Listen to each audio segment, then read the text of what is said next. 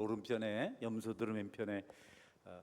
양은 예수님을 믿고 천국에 이르는 백성들을 말하고, 염소는 예수님을 믿지 않고 지옥에 이르는 심판받은 자들을 말합니다. 사람들이 그렇게 얘기하죠. 양과 염소를 어떻게 구별할 수 있습니까? 양은 뜨거워서 데어서 죽어도 같이 붙으려고 하고, 염소는 추워도 자꾸 떨어지려고 한다. 뿔로 받는다. 그래서 중동 지역에서 양을 돌보는 목자들은 항상 양을 떼놓는 일을 한다 그래요. 구부러진 지팡이, 막대기와 지팡이가 있습니다. 주의 지팡이와 막대기가 나를 안위하시나이다. 막다이, 막대기. 그거는 이렇게 거친 짐승들을 쫓는데 몽둥이로 사용을 하고, 이렇게 둥글게 굽어 있는 그 지팡이는 양떼들을 돌보는데 다치지 않도록 붙어 있는 양떼들을 자꾸 떼놓는데 하도 너무 집착해 붙어 있어서, 여러분도 너무 붙어 있지 않길 바랍니다. 주님하고 같이 목자와 같이 있지 않고 자꾸 예배에 도망가고 이러면 안 됩니다. 그래서 자꾸 이렇게 떼어놔요. 양들이 그렇게 있죠. 어쨌든 양들은 돕는 일, 섬기는 일, 어떻게 하든지 세우려는 일을 합니다. 주님께서 양들을 향해서 말씀하셨죠. 줄일 때 먹을 것 주고, 목마를 때 마실 것 주었고, 옥에 갇혔을 때, 헐벗을 때, 벗었을 때 옷을 주었고, 이렇게 갇혔을 때 돌아보았다. 양들은 그런 일 한 적 없습니다. 우리가 언제 했습니까? 우리 그 주님을 그렇게 섬긴 적이 없었습니다. 했더니 주님께서 지극히 작은 자 하나에게 한 것이 곧 나에게 한 것이다, 이렇게 대답을 하셨어요. 염소들은 반대였죠. 우리가 언제 안 했습니까? 작은 자에게 하지 않은 것이고 나에게 하지 않은 것이다. 신앙생활은 이런 말씀을 할 때 육체를 넘어서는 것입니다. 먹고 마시는 것을 말하죠. 육체 쾌락이나 안일한 삶이나 또 안주하는 것을 말합니다. 걱정 없이 육체적으로 넉넉하게 풍요롭게 잘 먹고 잘 사는 것, 그것이 신앙생활이 아니다. 우리는 주님을 잘 섬기면 잘 먹고 잘 산다는 생각에 우리가 집착을 하죠. 그렇게 되는 것은 맞습니다. 그러나 그것이 목적이 아니라는 겁니다. 그런 것이 없어도 하나님을 바라보고 하나님 안에서 위로를 받을 수 있다면, 거기서 세상이 줄 수 없는 기쁨을 경험할 수 있다면, 그것이 비로소 성도의 길이고 거룩한 삶을 사는 것이다. 그래서 우리가 거룩한 삶은 쉽지 않다, 이런 말을 하죠. 쉽지 않은 길이다. 그러나 그것이 끝이 아닙니다. 쉽지 않은 길이지만 성도의 삶을, 거룩한 길을 걸어가면 하나님께서 그런 가운데 특별한 위로를 주신다. 음식과 마시는 물과 또는 입는 옷과 편안한 어떤 것보다 더 풍성한 것을 주신다. 그래서 쉽지 않은 길이지만 쉽지 않은 것으로 끝나지 않고, 쉽지 않은 그 길이 더 풍요를 경험하게 하는 것이 신앙생활이다. 견고한 믿음을 가지게 되고 더 순종하게 되고, 죽음 가운데 찬송할 수가 있고 고난의 길도 기쁨으로 걸어갈 수 있다. 분명히 분노하고 화를 내고 섭섭해야 되는데 그렇지 않을 수 있다. 여러분, 땅에 있는 것보다 더 좋은 것은 하늘에서 빛들의 아버지로부터 임한다. 하늘로부터 오는 것이다. 우리가 땅에 있는 것이 너무 충족하면 하나님께 주시는 것을 받을 겨를이 없다. 기대할 방법이 없다. 그러나 주님을 섬기면서 고난을 받을 때 우리는 비로소 하나님께서 주시는 것, 땅에서는 절대 얻을 수 없는, 세상이 할 수 없는 어떤 것을 얻게 된다. 모든 좋은 것은 하늘로부터 오는 것이다. 야고보서 1장 17절 말씀입니다. 같이 볼까요? 같이 읽으면 시작. 온갖 좋은 은사와 온전한 선물이 다 위로부터 빛들의 아버지께로부터 내려오나니 그는 변함도 없으시고 회전하는 그림자도 없으시니라. 모든 좋은 것을 우리에게 주시는데, 우리의 환경과 행복과 관계없이 좋은 것을 주신다는 겁니다. 우리가 행복할 때도 그분은, 우리가 불행할 때도 그분은 여전히 변함없이 우리에게 좋은 것을 주신다. 우리는 편안할 때 주님께서 나를 복 주셨습니다. 어려울 때 나는 지금 하나님 앞에 징계를 받고 있습니다. 이렇게 쉽게 생각해서는 안 된다는 거죠. 하나님은 그런 것 관계없이 항상 회전하는 그림자가 없으신 분, 변함이 없으신 분이시기 때문에 그 자녀들이 형편이 어떠하든지 가장 좋은 것을 줄 수 있는 분이시다. 여러분, 성도가 이 세상의 삶이 전부라면 무슨 일이 있겠습니까? 너무 불행하지 않아요? 여러분들 피곤하지 않습니까? 오후 예배까지 왜 드려야 될까요? 도대체 이렇게 힘든 세월을 왜 살아야 됩니까? 안 오면 또 목사님 뭐라 그러고, 또 배짱 좋은 분들은 너는 시부리라 이렇게 하고 안 오잖아요. 그런 어떤 부담들을 가지고 이렇게 살아가는 게, 이게 너무 힘들지 않나? 너무 옥죄 있는 것 같다. 나는 자유해야 되겠다. 나는 좀 내가 아는 신앙의 뿔 누려야 되겠다라고 생각합니다. 예배 문제뿐 아니라 모든 영역에서 그렇습니다. 꼭 하나님은 이것을 나에게 요구하시는가? 아니지 않겠는가? 여러분, 그러나 이 땅에서 삶이 전부가 아니기 때문에, 그런 어려움이 있어도 더 큰 유익이 있기 때문에, 소망이 하늘에 있기 때문에 여러분 다시 힘을 얻게 되고 감사할 수 있게 되고, 수치라고 여겨지고 자존심이라고 여겨지는 것들을 기꺼이 내려놓고 무릎을 꿇을 수 있다. 어떻게 보면 세상이 보면 너무 비굴하다, 속이 없다, 자존심이 없네, 너무 자존감이 낮네, 이렇게 말할 수 있죠. 그러나 사실 성도의 기류는 우리가 어렵고 힘든 중에도 하나님이 함께 하신다는 사실을 기억하고, 내가 바라는 내가 기대하는 어떤 것이 좋은 것이 없을지라도 우리는 늘 기뻐하고 사랑하고 순종하고 끝까지 하나님 앞에서 실수가 없는 삶을 살아갈 수 되겠다. 우리가 생각하기에 좋은 것, 돈이 있고 먹을 것이 있고 옷이 있고 명예가 있고 권세가 있고 모든 사람이 칭송받는 일을 인해서 기뻐한다면, 여러분 그러면 하나님이 뭐 필요하겠어요? 그런 것이 있으면 좋고 없으면 절망적인 인생을 살 수밖에 없는 것, 거의 하나님을 모르는 사람들의 삶이고 짐승과 다를 바 없죠. 미물들도 그렇게 하잖아요. 여러분 새도 좋으면 노래하고요, 슬프면 웁니다.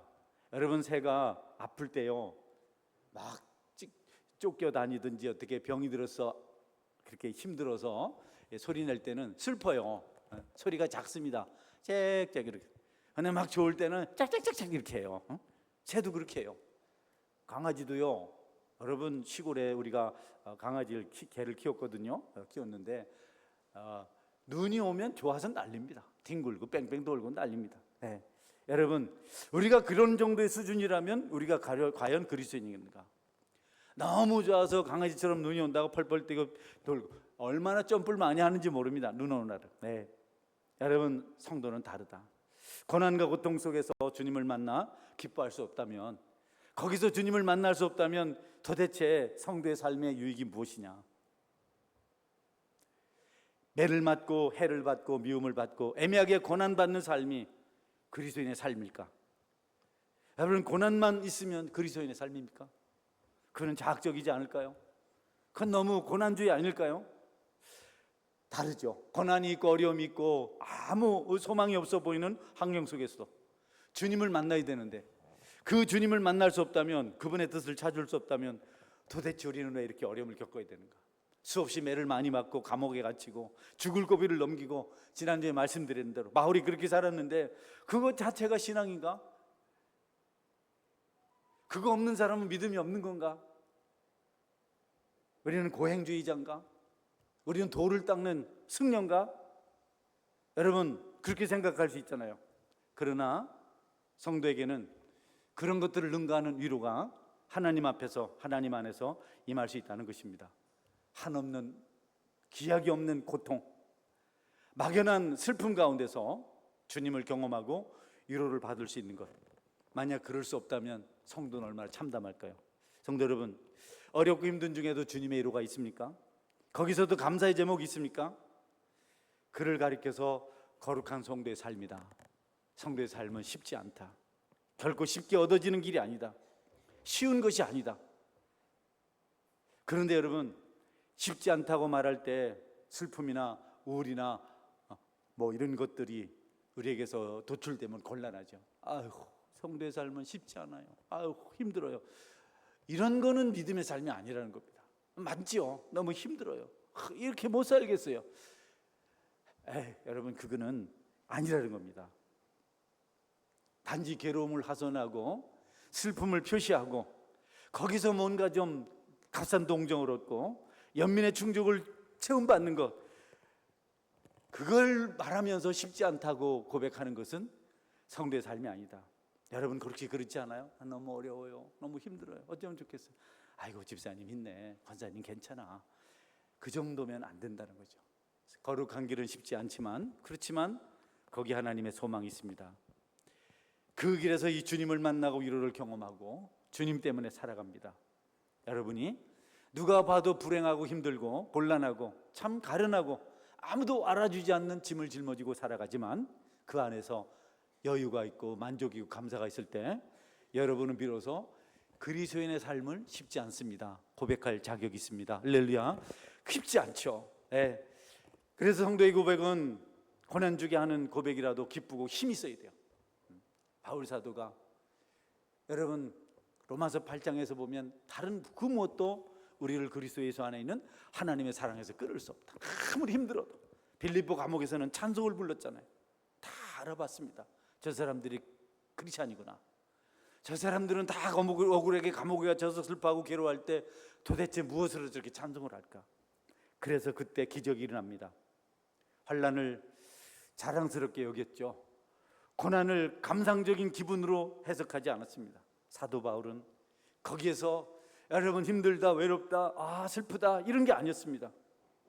주님이 주시는 특별한 은혜가 있어서 성령 충만해서 찬양을 부르고 기도했고 마침내 옥토를 무너뜨리고 자유자가 되고 그것을 넘어서 간수가 회개하는 기적을 보게 됩니다. 믿음의 조상들의 발자취를 따르는 그리스도인들의 삶은 절대로 쉬운 일이 아니다. 여러분, 믿음의 선조들을 생각해 보세요. 쉽게 신앙생활을 하지 않았습니다. 그러나 그들은 불행하지 않았습니다. 일제시대 또는 6.25 전쟁 당시에 우리나라를 넘어서 다른 나라를 살펴보더라도 여러분은 중국 공산당이 코로나 시기에 얼마나 기독교를 많이 박해했는지를 아십니까? 많은 선교사들을 추방했습니다. 상해에 있는 고현철 선교사님도 추방당해서 오갈 데가 없이 정말 떠돌이같이 살았어요. 그들이 그렇게 교회를 박해하는 이유는 두 가지입니다. 그들의 공산주의 체제를 유지하기 위한 것입니다. 공산주의 이론을 깨부술 수 있는 유일한 이 땅에 이론이 있다면 기독교 교리입니다. 교회 윤리입니다. 우리가 똑같이 잘 살 수 있는 것이 아니다. 못 살더라도 감사해야 된다. 이게 기독교가 말하는 진리죠. 중국 공산당뿐만 아니라 세계 모든 공산당이 다 그렇습니다. 기독교 때문에 유물사간에 허가 드러납니다. 우리는 없어도 행복합니다. 실제로 긴 역사 속에서 그것을 보여줬죠. 굶주린 사자의 밥이 되고 불에 타 죽으면서도 세상의 모든 것을 가지고 있는 사람들이 알지 못하는 기쁨을 그들은 나타내 보였습니다. 또 하나는 공산주의자들은 위기가 찾아올 때 그동안 보호해주고 길러줬던 기독교인들을 박해합니다. 모든 중국 같은 경우는 모든 공안들을 동원해서 선교사님들이 그렇게 얘기를 해요. 공안들을 동원해서 기독교인들을 막 잡아들입니다. 공포의 분위기죠. 누구든지 체제를 위협하고 반대하는 자들은 이렇게 된다. 쫓겨나고 볼모로 잡혀가고 희생양이 됩니다. 얼마나 많은 어려움을 겪습니까? 얼마나 곤란할 일을 겪습니까? 그래도 그들은 믿음을 지킵니다. 여러분, 북한에도 지하교회가 있고 많은 분들이 말해요. 생명을 걸고 그 안에서 예배드리고 손으로 쓴 성경, 얼핏 들었던 그 찬송가를 적어서 부르고 있는 사람들이 있다. 도대체 어떻게 이해를 해야 됩니까? 우리가 이렇게 좋은 환경에 있고 모든 것이 준비되어 있고 어쨌든 좋게 하려고 이렇게 프로젝트를 만들고 드럼을 치고 이렇게 하는데 여기서도 우리가 신앙인으로서 만족을 못 찾는다. 뭘 더 할까요? 이렇게 하다가 어디까지 가야 될까요? 여러분, 무화과나무 잎이 마르고 감람나무 소출 없고 포도나무 열매가 없어도 감사했던 하박국의 신앙이 있기를 주의 이름으로 축원합니다. 그것이 기독교인의 삶이다. 어려움이 생길 때마다 기독교를 불모로 잡아서 공포 정치를 하고, 우리도 코로나 때 교회가 코로나의 원산지로 말하지 않았습니다. 이 정부도 그랬습니다. 어떻게든 이 정치하는 사람들은 이슈를 찾아서 그 정치에 나름대로 어떤 생명을 지켜가려고 애를 많이 쓰죠. 예전에 로마의 네로 황자는 로마시에 큰 불이 났습니다. 그 화재가 기독교인들의 짓이다, 방화범이다 이렇게 몰아서 그때 여러분 많은 크리스찬들이 순교를 했습니다. 추방당한 선교사들이 곳곳을 떠돌고 있습니다. 우리나라에도 많이 있어요. 가까이 있는 제 지금 동기 목사님들 그러고 있고, 얼마 전에도 선교사님들이 왔더라고요. 쫓겨나서 그분들 별로 환영 못 받아요. 우리 교회에서도 이 땅에 있는 교회들도 그렇게 추방당한 선교사님들 수용할 만한 어떤 그런 제도가 없습니다. 선교부에서 하는데 너무 삶이 빈약하죠. 여러분이 가장 악랄한 이념을 지켜가려고 수구적으로 잔인하게 박해를 일삼는 그런 선교 현장을 한번 가보실 마음 없습니까? 도대체 그들은 어떻게 신앙생활을 할까? 신앙생활은 쉬운 일이 아닙니다. 성도의 거룩한 삶은 결코 쉬운 일이 아닙니다. 이런 고백이 여러분 찬양 속에서 여러분 기도 속에서 터져나오는 은혜가 있기를 주의 이름으로 축원합니다. 막연한 것이 아닙니다. 쉽지 않습니다. 그러나 주님이 계셔서 합니다. 성경 말씀을 따라서 사는 그리스도인들의 삶은 전투적인 삶이다. 여러분, 그럼에도 불구하고 그들의 삶에는, 그들의 전쟁에는 승리가 보장되어 있다는 사실을 알기 때문에 그들은 그 싸움을 싸웁니다.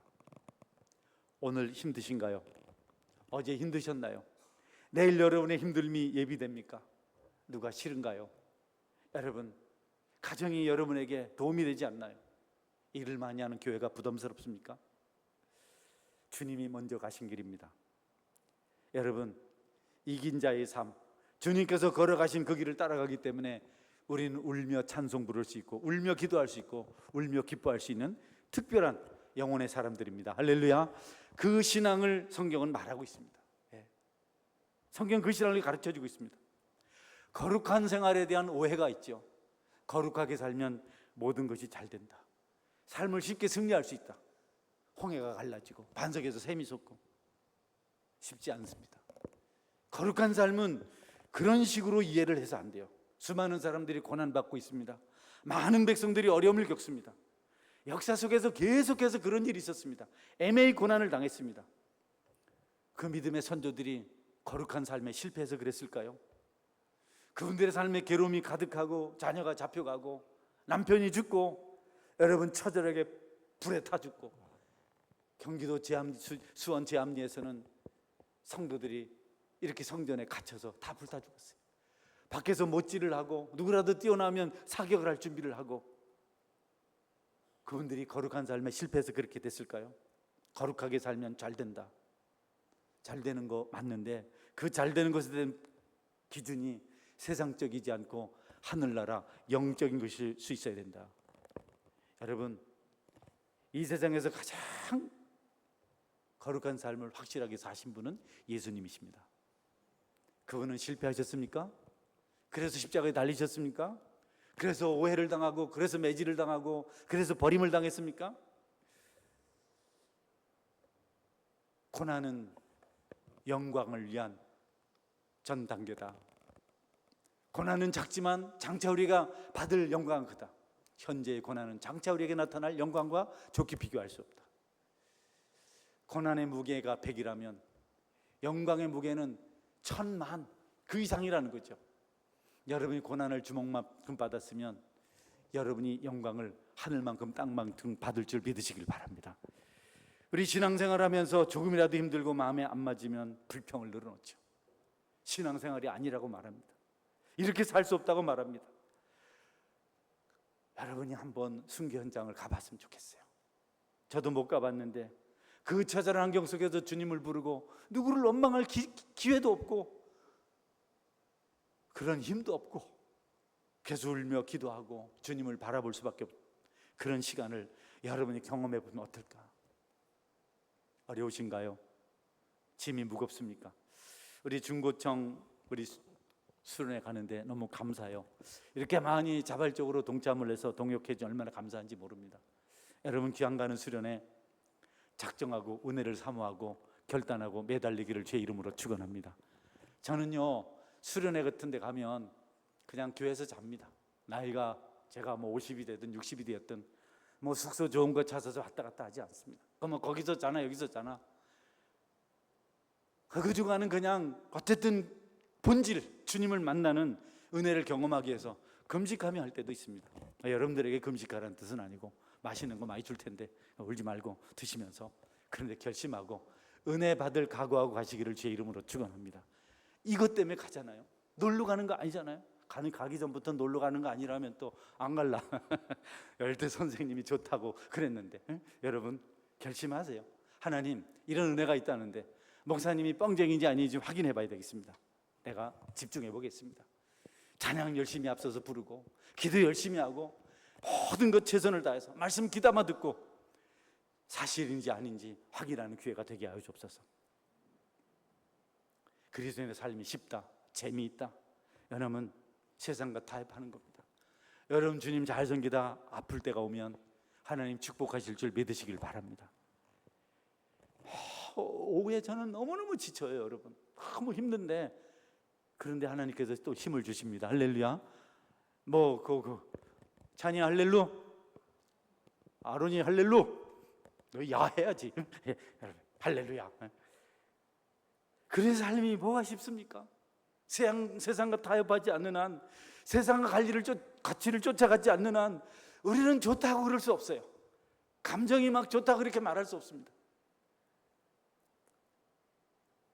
우리는 세상이 알지 못하는 그 기분을 가지고 하루하루 살아가셔요. 제가 너무 극단적입니까? 아닙니다, 여러분. 저는 아주 정상적인 그리스도의 삶을 말씀드리고 있습니다. 그리스도인의 삶이 쉽다는 인식을 퍼뜨린 사람은 성경을 모르는 사람입니다. 예수님 쉽지 않았어요. 예수님 너무 어려운 삶을 사셨습니다. 마구간에서 나셨습니다. 목수의 아들로 사셨습니다. 박해받았습니다. 마지막 순간도 처절하게 십자가에 달려서 옷 벗김 당한 채 수치 가운데 그렇게 이 땅을 떠나셨습니다. 여러분, 신앙생활은 좋은 거니까, 편한 거니까 즐기며 합시다. 사탄을 너무 좋게 만드는 사람입니다. 사탄은 그런 사람들을 돌볼 여지가 없습니다. 저같이 설교하면 사탄이 긴장합니다. 큰일 났다. 우리가 괴롭혀도 이 사람들이 영적으로 긴장해서 하늘의 복을 구하겠구나, 하늘의 즐거움을 찾겠구나. 쉽다고 말하면 맞아, 쉬워. 그렇게 사탄은 그 길을 걸어가라고 말합니다. 고난을 견디지 못하고 물러선다면 여러분은 쉽게 생각하는 것이 맞습니다. 그럴 줄 몰랐습니까? 주님 가신 그 길을 내가 가겠습니다. 어려운 길 걷겠습니다.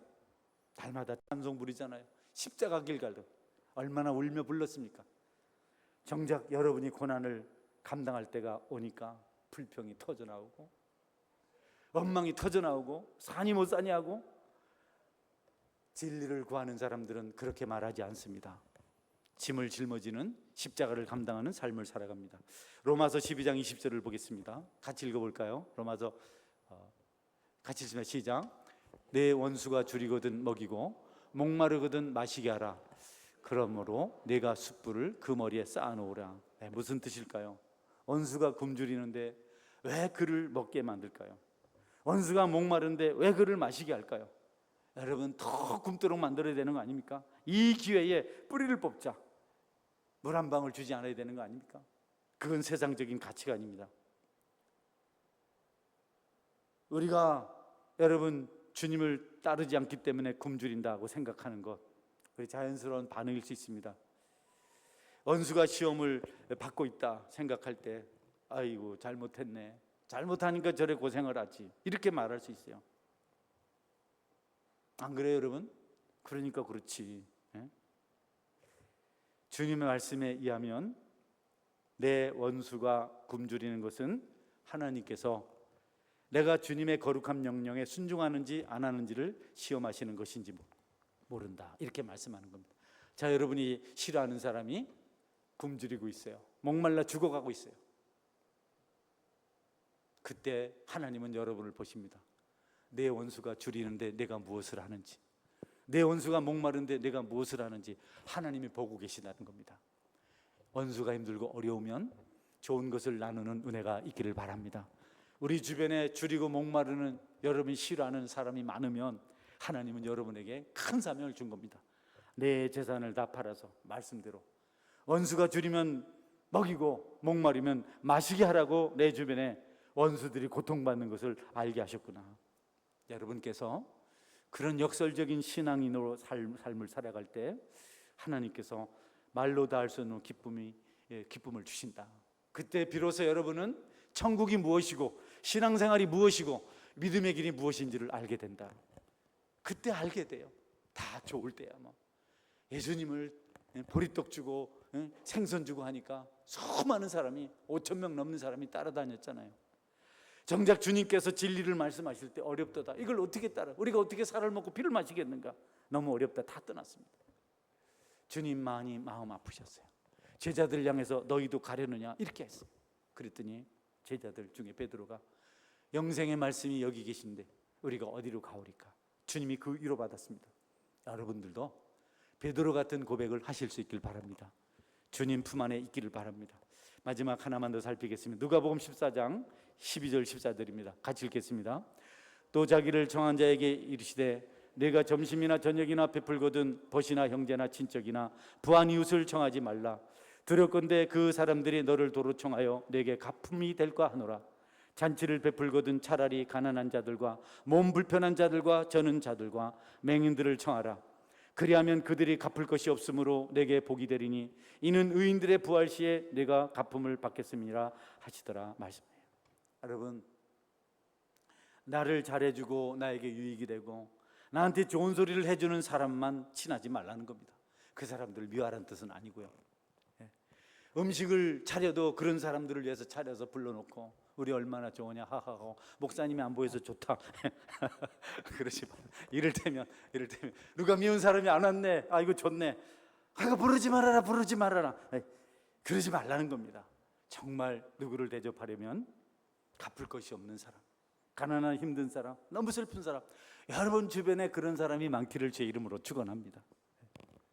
천방지축 같은 사람들, 여러분이 돌보지면 안 되기 때문에 네가 너 좋아하는 사람, 자격 있는 사람 초청해서 대접했는데 그가 또 다음에 너를 정해서 갚으면 그것이 참 조심스럽다. 보세요, 친척이나 부한 이웃을 청하지 말라. 두렵건대 그 사람들이 너를 도로 청하여 내게 갚음이 될까 하노라. 서로 자기들끼리 주고받는 그런 것이 될까 두렵다는 겁니다. 잔치를 베풀거든 차라리 가난한 자들과 몸 불편한 자들과 저는 자들과 맹인들을 청하라. 신앙생활이 쉽습니까? 여러분, 쉽지만 어렵지만 쉽고 쉽지만 어렵고, 어떻게 몸 불편한 사람을 청해서 같이 만찬을 즐깁니까? 어떻게 오찬을 즐깁니까? 저는 자들 맹인들 데려다가, 친구 전사님 지금 천국 가셨는데요, 대학을 같이 공부하고 대학원 진학이 어려우셨어요. 그것 때문에 고통하며 40일 기도하시고 경기도 가서 개척을 하셨어요. 너무 마음이 아프죠. 그분 40일 금식하는 것 보고 제가 나는 40일 하지 말아야 되겠다. 아주 얼굴이 잘생기고 공을 잘 찼어요.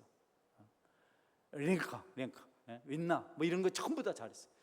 볼을 배급하면 거의 그런데 금식하니까 그냥 40일 하니까 피부가 쫄쫄쫄해지고, 그런데 그 끝에 경기도 개척을 하셨어요. 그 사모님은 목사님 따님이시고요. 또 처남도 울산에서 목회하시 잘하세요. 아주 목회 훌륭히 잘하세요. 실제죠. 저희가 경기도 갔어요. 지금 그런 집이 있을 수 없잖아요. 큰 길가에 대문도 없고 거의 거리도 별로 없어요. 큰 길가에 바로 그냥 집입니다. 그래서 돌덩이 하나 밟고 올라가면 방인 그런 건물을 얻으셔가지고 거기서 교회를 하더라고요. 그날은 교인이 없었는데요, 교인이 누구냐 했더니 안못 보는 두 분이 있다 그래요. 두 분이 맹인 소경되신 두 분이 있는데 그렇게 질투가 심하다. 눈을 감았는데 상대방 모자를 다 알아맞히고, 그 두 교인 비유 맞춘다고 사모님이 이렇게 사느니 죽고 싶다 하고 미국 가셨는데, 여러분 결국 일찍 천국을 가셨어요. 여러분 얼마나 어렵습니까?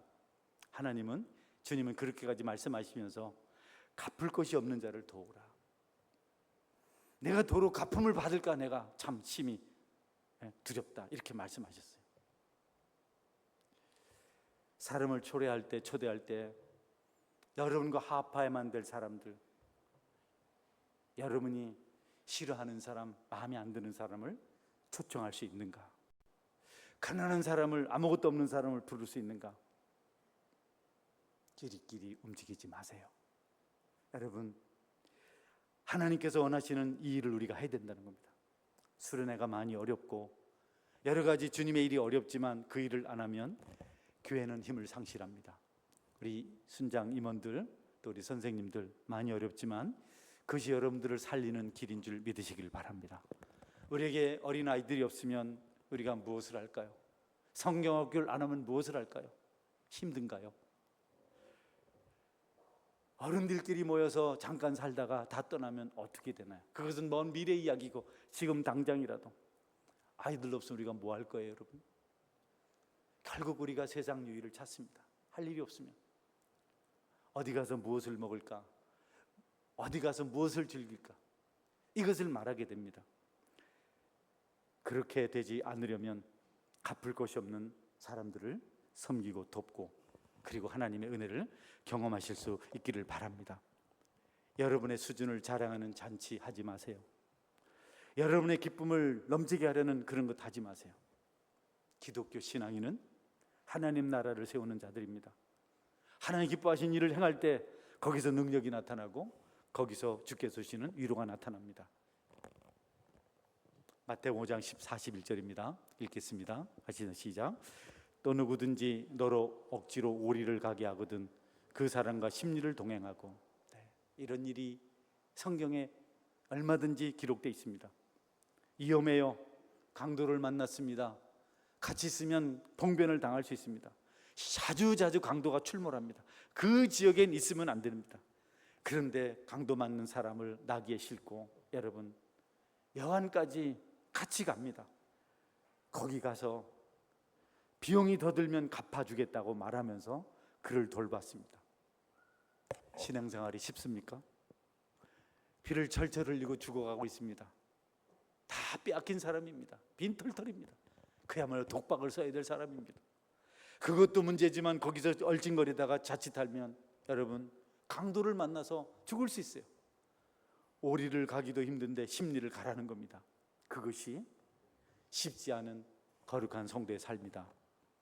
믿는 마음 가지시고 듣고 신앙생활을 좀 더 깊이 묵상하며 주님의 일을 감당하는 저와 여러분 될 수 있기를 주의 이름으로 축원합니다. 아멘. 하나님, 신앙생활이 편하고 아니라는 것으로 자꾸 흘러가고 있습니다. 저는 고행주의자가 아닙니다. 저기도 놀기를 좋아하고 저도 즐거움을 찾는데 정말 특별한 사람 중에 한 사람인데요, 그게 우리에게 전부가 아니라는 겁니다. 우리는